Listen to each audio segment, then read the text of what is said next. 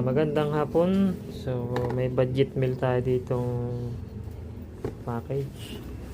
Saka ito ang video card nya, RX 580 8GB. So budget meal lang, dalawang 8GB.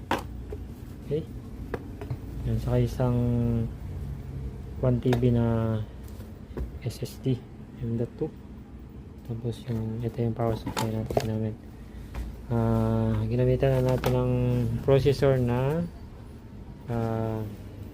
tawag dito RX Ryzen 5 4500. Okay, ito siya likod.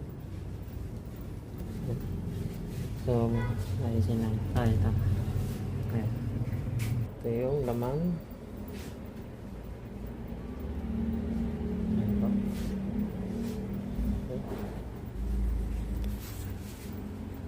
Okay, ito yung ating CPU, tapos memory 10GB, SSD 1TB,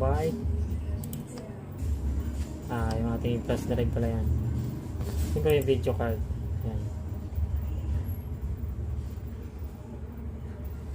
Okay, so yung processor, so yan po siya. Okay, so yan ang ating update sa PC build. So dito tayo sa store. Yan, sa mga gustong bumili po, ito po yung ating paninda. Okay, casing. Yan.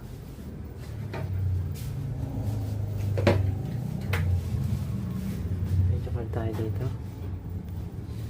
Second hand, meron din. Okay.